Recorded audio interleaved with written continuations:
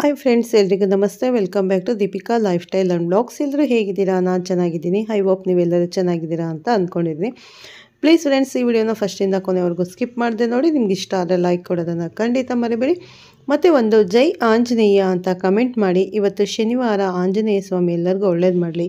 ನಾನಿವಾಗ ತಿಳಿಸ್ಕೊಡ್ತಾ ಇದ್ದೀನಿ ಮಕರ ರಾಶಿ ಬಗ್ಗೆ. ಜುಲೈ ರಾಶಿ ಭವಿಷ್ಯನ ನಿಮ್ಮ ಜೊತೆ ಶೇರ್ ಮಾಡ್ತಾ ಇದ್ದೀನಿ. ಪೂರ್ತಿಯಾಗಿ ಸ್ಕಿಪ್ ಮಾಡದೆ ನೋಡಿ.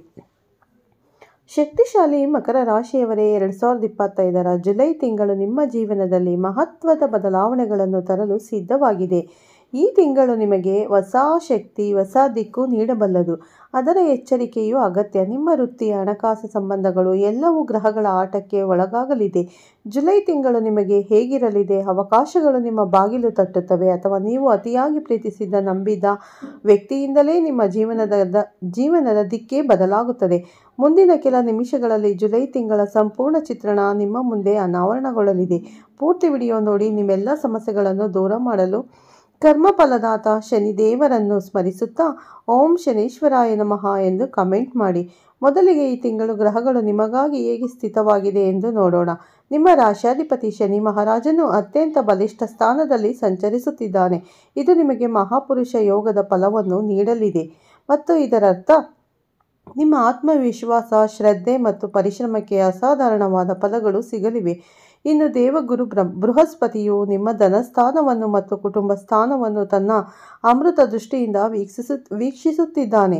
ಇದು ನಿಮ್ಮ ಆರ್ಥಿಕ ಸ್ಥಿತಿಯಲ್ಲಿ ಮಹತ್ತರವಾದ ಚೇತರಿಕೆಯನ್ನು ಮತ್ತು ಕೌಟುಂಬಿಕ ಸುಖವನ್ನು ವೃದ್ಧಿಸಲಿದೆ. ಪ್ರೇಮ ಮತ್ತು ಸೌಂದರ್ಯದ ಕಾರಕನಾದ ಶುಕ್ರನು ನಿಮ್ಮ ಸಪ್ತಮ ಸ್ಥಾನದಲ್ಲಿ, ಅಂದರೆ ವೈವಾಹಿಕ ಮತ್ತು ಪಾಲುದಾರಿಕೆಯ ಸ್ಥಾನದಲ್ಲಿ ಸಂಚರಿಸಲಿದ್ದಾನೆ.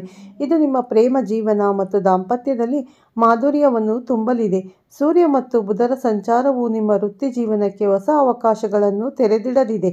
ಒಟ್ಟಾರೆಯಾಗಿ ಹೇಳುವುದಾದರೆ, ಗ್ರಹಗಳ ಈ ಸಂಯೋಜನೆಯು ನಿಮಗೆ ಒಂದು ರಾಜಯೋಗವನ್ನು ತಂದುಕೊಡಲಿದೆ. ಈ ತಿಂಗಳು ನೀವು ಮುಟ್ಟಿದೆಲ್ಲ ಚಿನ್ನವಾಗುವ ಸಮಯ. ನಿಮ್ಮ ದೀರ್ಘಕಾಲದ ಕನಸುಗಳು ನನಸಾಗುವ ಸಮಯ.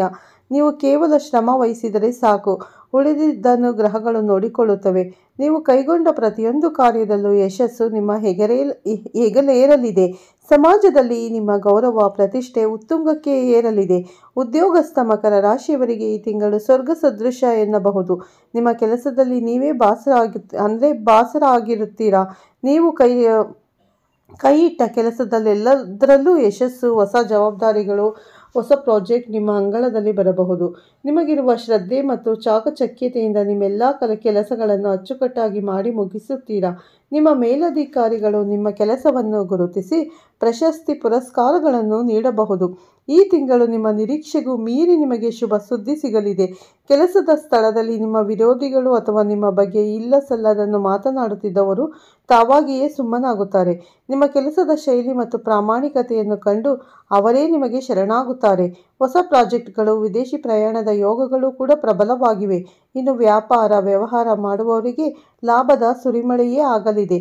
ಹೊಸ ಪಾಲುದಾರಿಕೆಗಳು ನಿಮಗೆ ಅತ್ಯಂತ ಲಾಭದಾಯಕವಾಗಲಿದೆ. ಸರ್ಕಾರಿ ಕಾಂಟ್ರಾಕ್ಟ್ಗಳು ಅಥವಾ ದೊಡ್ಡ ಕಂಪನಿಗಳು ಆರ್ಡರ್ಗಳು ಸಿಗುವ ಸಾಧ್ಯತೆ ಇದೆ. ನಿಮ್ಮ ವ್ಯಾಪಾರವನ್ನು ವಿಸ್ತರಿಸಲು, ಹೊಸ ಶಾಖೆಗಳನ್ನು ತೆರೆಯಲು ಅಥವಾ ಹೊಸ ಉತ್ಪನ್ನಗಳನ್ನು ಮಾರುಕಟ್ಟೆಗೆ ಪರಿಚಯಿಸಲು ಇದು ಅತ್ಯುತ್ತಮ ಸಮಯ.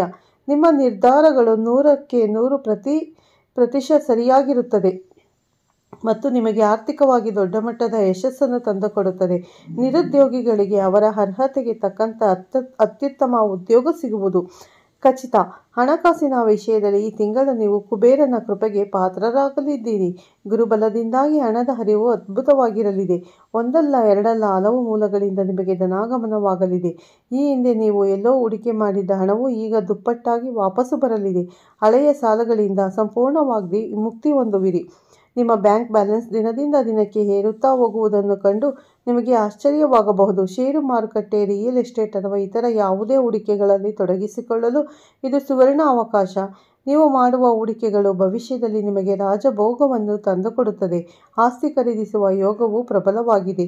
ಮನೆ, ನಿವೇಶನ ಅಥವಾ ವಾಹನವನ್ನು ಖರೀದಿಸುವ ನಿಮ್ಮ ಬಹುದಿನದ ಕನಸು ಈ ತಿಂಗಳು ನನಸಾಗಲಿದೆ. ಅನಾವಶ್ಯಕ ಖರ್ಚುಗಳು ಕಡಿಮೆಯಾಗಿ ಉಳಿತಾಯವು ಗಣನೀಯವಾಗಿ ಹೆಚ್ಚಾಗಲಿದೆ. ಒಟ್ಟಿನಲ್ಲಿ ಆರ್ಥಿಕವಾಗಿ ನೀವು ರಾಜನಂತೆ ಬದುಕುವ ತಿಂಗಳು ಇದು. ಕುಟುಂಬದಲ್ಲಿ ಸಂತೋಷ ಮತ್ತು ಸಂಭ್ರಮದ ವಾತಾವರಣ ನೆಲೆಸಲಿದೆ. ತಿಂಗಳ ಅಂತ್ಯದಲ್ಲಿ ಮನೆಯಲ್ಲಿ ಶುಭ ಸಮಾರಂಭಗಳು, ಪೂಜೆ ಪುರಸ್ಕಾರಗಳು ಜರುಗುವ ಸಾಧ್ಯತೆ ಇದೆ. ಹಿರಿಯರ, ವಿಶೇಷವಾಗಿ ತಂದೆ ತಾಯಿಯ ಆರೋಗ್ಯದಲ್ಲಿ ಉತ್ತಮ ಚೇತರಿಕೆ ಕಂಡುಬರಲಿದೆ ಮತ್ತು ಅವರ ಆಶೀರ್ವಾದ ನಿಮಗೆ ಶ್ರೀರಕ್ಷೆ ಆಗಲಿದೆ. ಸಹೋದರ ಸಹೋದರಿಯರೊಂದಿಗೆ ಸಂಬಂಧವು ಮತ್ತಷ್ಟು ಗಟ್ಟಿಯಾಗಲಿದೆ. ಅವರಿಂದ ನಿಮಗೆ ಆರ್ಥಿಕ ಅಥವಾ ಭಾವನಾತ್ಮಕ ಬೆಂಬಲ ಸಿಗಲಿದೆ. ಮಕ್ಕಳಿಂದ ಶುಭ ಸುದ್ದಿಯನ್ನು ಕೇಳುವಿರಿ. ಅವರ ಶಿಕ್ಷಣ ಅಥವಾ ವೃತ್ತಿಯಲ್ಲಿನ ಪ್ರಗತಿಯು ನಿಮಗೆ ಹೆಮ್ಮೆಯನ್ನು ತರಲಿದೆ. ಸಮಾಜದಲ್ಲಿ ನಿಮ್ಮ ಗೌರವ, ಕೀರ್ತಿ ಹೆಚ್ಚಾಗಲಿದೆ. ನೀವು ಮಾತನಾಡುವ ಪ್ರತಿಯೊಂದು ಮಾತಿಗೂ ಬೆಲೆ ಸಿಗಲಿದೆ. ನಿಮ್ಮ ಸಲಹೆಗಳನ್ನು ಪಡೆಯಲು ಜನರು ಮುಂದೆ ಬರುತ್ತಾರೆ. ಸ್ನೇಹಿತರು ಮತ್ತು ಸಂಬಂಧಿಕರೊಡನೆ ನಿಮ್ಮ ಬಾಂಧವ್ಯ ವೃದ್ಧಿಯಾಗಲಿದೆ. ಶುಕ್ರನ ಕೃಪೆಯಿಂದ ಪ್ರೇಮಿಗಳಿಗೆ ಇದು ಅತ್ಯಂತ ಉತ್ತಮ ತಿಂಗಳು. ನಿಮ್ಮ ನಡುವಿನ ಸಣ್ಣ ಪುಟ್ಟ ಮನಸ್ಸುಗಳೆಲ್ಲವೂ ಕರಗಿ ಪ್ರೀತಿಯ ಹೊಳೆ ಹರಿಯಲಿದೆ. ನಿಮ್ಮ ಸಂಗಾತಿಯೊಂದಿಗೆ ಸುಂದರ ಕ್ಷಣಗಳನ್ನು ಕಳೆಯುವಿರಿ. ಅವಿವಾಹಿತರಿಗೆ ಕಂಕಣ ಭಾಗ್ಯ ಕೂಡಿ ಬರಲಿದೆ. ಉತ್ತಮ ಮನೆತನದಿಂದ ನಿಮ್ಮ ಮನಸ್ಸಿಗೆ ಒಪ್ಪುವಂತಹ ಸಂಬಂಧ ಹುಡುಕಿಕೊಂಡು ಬರುತ್ತದೆ ಮತ್ತು ವಿವಾಹವು ನಿಶ್ಚಯವಾಗುವ ಎಲ್ಲ ಸಾಧ್ಯತೆಗಳಿವೆ. ದಾಂಪತ್ಯ ಜೀವನದಲ್ಲಿ ಅನ್ಯೋನ್ಯತೆ ಹೆಚ್ಚಾಗಲಿದೆ. ನಿಮ್ಮ ಜೀವನ ಸಂಗಾತಿಯು ನಿಮ್ಮ ಪ್ರತಿಯೊಂದು ಹೆಜ್ಜೆಗೂ ಬೆನ್ನೆಲುಬಾಗಿ ನಿಲ್ಲುತ್ತಾರೆ. ಅವರ ಪ್ರೋತ್ಸಾಹ ಮತ್ತು ಪ್ರೀತಿಯು ನಿಮ್ಮ ಯಶಸ್ಸಿಗೆ ಮತ್ತಷ್ಟು ಬಲ ನೀಡಲಿದೆ. ಒಟ್ಟಿನಲ್ಲಿ ಪ್ರೀತಿ ಮತ್ತು ಸಂಬಂಧಗಳ ವಿಷಯದಲ್ಲಿ ಈ ತಿಂಗಳು ನಿಮಗೆ ಸಂತೋಷವನ್ನೇ ಹೊತ್ತು ತರಲಿದೆ. ವಿದ್ಯಾರ್ಥಿಗಳಿಗೆ ಈ ತಿಂಗಳು ಅತ್ಯುತ್ತಮವಾಗಲಿದೆ. ನಿಮ್ಮ ಏಕಾಗ್ರತೆ ಹೆಚ್ಚಾಗಿ ಪರೀಕ್ಷೆಗಳಲ್ಲಿ ನಿರೀಕ್ಷೆಗೂ ಮೀರಿದ ಅಂಕಗಳನ್ನು ಗಳಿಸುವಿರಿ. ಉನ್ನತ ವ್ಯಾಸಂಗಕ್ಕಾಗಿ ವಿದೇಶಕ್ಕೆ ಹೋಗುವ ಪ್ರಯತ್ನಗಳು ಯಶಸ್ವಿಯಾಗಲಿವೆ. ಸ್ನೇಹಿತರೆ, ಇಲ್ಲಿಯವರೆಗೂ ಎಲ್ಲವೂ ಸಕಾರಾತ್ಮಕವಾಗಿತ್ತು. ನಿಮ್ಮ ಜೀವನವು ಹೂವಿನ ಹಾದಿಯಂತೆ ಕಾಣುತ್ತಿದೆ. ಆದರೆ ಈಗ ನಾನು ಹೇಳ ಹೊರಟಿರುವ ವಿಷಯವನ್ನು ಅತ್ಯಂತ ಗಂಭೀರವಾಗಿ ಪರಿಗಣಿಸಿ. ಈ ತಿಂಗಳು ನಿಮ್ಮ ವೃತ್ತಿ, ಹಣಕಾಸು, ಕುಟುಂಬ ಎಲ್ಲವೂ ಅದ್ಭುತವಾಗಿದ್ದರೂ ಗ್ರಹಗಳ ಒಂದು ಕ್ರೂರ ಸಂಯೋಜನೆಯು ನಿಮ್ಮ ವ್ಯಕ್ತಿತ್ವದ ಮೇಲೆ ಕರಾಳ ಛಾಯೆಯನ್ನು ಮೂಡಿಸಿದೆ. ತಿಂಗಳ ಉತ್ತರಾರ್ಧದಲ್ಲಿ, ಎಂದರೆ ಸುಮಾರು ಜುಲೈ ಮಧ್ಯದ ನಂತರ, ನಿಮ್ಮ ಮೇಲೆ ಕ್ರೂರ ಗ್ರಹವಾದ ಮಂಗಳ ಮತ್ತು ಸೂರ್ಯನ ಸಂಯೋಗ ಉಂಟಾಗಲಿದೆ. ಈ ಸಮಯದಲ್ಲಿ ನೀವು ತುಂಬ ಯಶಸ್ವಿ ಉದ್ಯೋಗಿಯಾಗಿದ್ದರೂ ಮಾತು ನಿಮಗೆ ಶತ್ರು ಆಗಲಿದೆ. ಗ್ರಹಗಳ ಪ್ರಭಾವ ನಿಮ್ಮ ಮಾತಿನ ಮೇಲೆ ಕೇಂದ್ರೀಕೃತವಾಗಿರುತ್ತದೆ. ಹೌದು, ನಿಮ್ಮ ಸಂವಹನ ಕೌಶಲ್ಯಗಳು ಇಲ್ಲಿ ಪ್ರಮುಖ ಪಾತ್ರ ವಹಿಸುತ್ತವೆ. ಯಾವುದೇ ಕಾರಣಕ್ಕೂ ಕೆಲಸದ ಸ್ಥಳದಲ್ಲಿ ಅವಾಚ್ಯ ಶಬ್ದಗಳನ್ನು ಬಳಸಬೇಡಿ. ಅನಾವಶ್ಯಕ ವಾದ ವಿವಾದಗಳಿಂದ ದೂರವಿರಿ. ನಿಮ್ಮ ರಾಜತಾಂತ್ರಿಕತೆಯನ್ನು ಬಳಸಿ ಪರಿಸ್ಥಿತಿಗಳನ್ನು ನಿಭಾಯಿಸಿ.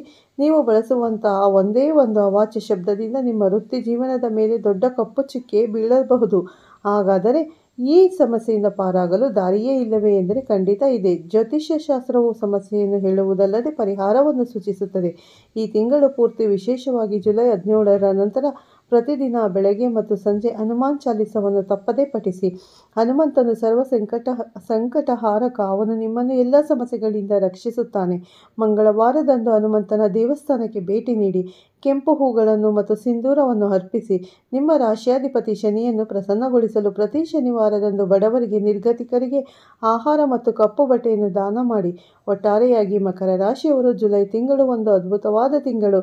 ವೃತ್ತಿ ಮತ್ತು ಹಣಕಾಸಿನಲ್ಲಿ ನೀವು ಉತ್ತುಂಗಕ್ಕೆ ಏರುವಿರಿ. ಕುಟುಂಬದಲ್ಲಿ ಸಂತೋಷ ನೆಲೆಸಲಿದೆ. ಆದರೆ ನಾನು ಹೇಳಿದ ವಿಷಯದಲ್ಲಿ ವಿಶೇಷವಾಗಿ ಎಚ್ಚರಿಕೆಯನ್ನು ಮರೆಯಲೇಬೇಡಿ. ನಿಮ್ಮ ಜಾಗರೂಕತೆ ಮತ್ತು ದೈವಶಕ್ತಿಗೆ ನಿಮಗೆ ರಕ್ಷೆ ಗ್ರಹಗಳು ಕೇವಲ ದಾರಿದೀಪ. ನಿಮ್ಮ ಪ್ರಯತ್ನ ಮತ್ತು ವಿವೇಕವೇ ಅಂತಿಮ ಯಶಸ್ಸಿನ ಕೀಲಿಕೈ. ನಿಮ್ಮೆಲ್ಲರಿಗೂ ಒಳ್ಳೆಯದಾಗಲಿ ಅಂತ ಹೇಳಿ ಈ ವಿಡಿಯೋನ ಇಲ್ಲಿಗೆ ಮುಗಿಸ್ತಾ ಇದ್ದೀನಿ. ಓಕೆ, ಹೊಸಬರಾಗಿದ್ರೆ ನನ್ನ ಚಾನಲ್ಗೆ ಸಬ್ಸ್ಕ್ರೈಬ್ ಮಾಡಿಕೊಂಡು ಪಕ್ಕದಲ್ಲಿರೋ ಬೆಲ್ಲೈಕನ್ ಪ್ರೆಸ್ ಮಾಡಿ. ನಾನು ಹಾಕೋ ವಿಡಿಯೋ ಪ್ರತಿಯೊಂದು ನಿಮಗೆ ನೋಟಿಫಿಕೇಷನ್ಗೆ ಬರುತ್ತೆ. ತಕ್ಷಣ ನೋಡ್ಬೋದು. ಪ್ರತಿಯೊಂದು ರಾಶಿ ಬಗ್ಗೆಯೂ ನಾನು ವಿವರವಾಗಿ ತಿಳಿಸಿಕೊಡ್ತೀನಿ. ನಿಮ್ಮ ಮಕರ ರಾಶಿಯವರಾಗಿದ್ದರೆ ಓಂ ಶನೀಶ್ವರಾಯ ನಮಃ ಅಥವಾ ಓಂ ಆಂಜನೇಯಾಯ ನಮಃ ಅಂತ ಕಮೆಂಟ್ ಮಾಡಿ. ಬೇರೆಯವರು ಯಾರಾದರೂ ನೋಡ್ತಿದ್ರೆ ನಿಮ್ಮ ರಾಶಿ ಚಕ್ರದ ಮೇಲೆ ನಿಮಗೆ ರಾಶಿ ಭವಿಷ್ಯ ಬೇಕು ಅಂದರೆ ನನಗೆ ಈ ವಿಡಿಯೋಗೆ ಕಮೆಂಟ್ ಮಾಡಿ. ನಿಮ್ಮ ರಾಶಿ ಬಗ್ಗೆನೂ ಕೂಡ ತಿಳಿಸ್ಕೊಡ್ತೀನಿ. ಖಂಡಿತ ಮಿಸ್ ಮಾಡದೆ ತಿಳಿಸ್ಕೊಡ್ತೀನಿ ಅಂತ ಹೇಳಿ ಈ ವಿಡಿಯೋನ ಇಲ್ಲಿಗೆ ಎಂಡ್ ಮಾಡ್ತಾ ಇದ್ದೀನಿ. ನಿಮ್ಮೆಲ್ಲರಿಗೂ ಇಷ್ಟ ಆಗಿದೆ ಲೈಕ್ ಮಾಡಿ, ಶೇರ್ ಮಾಡಿ. ಮತ್ತೆ ಸಿಗ್ತೀನಿ ಫ್ರೆಂಡ್ಸ್ ಉತ್ತಮ ಭವಿಷ್ಯ ರಾಶಿಯೊಂದಿಗೆ, ಅಂದರೆ ಮುಂದಿನ ಉತ್ತಮ ಮಾಹಿತಿಯೊಂದಿಗೆ ಸಿಗ್ತೀನಿ.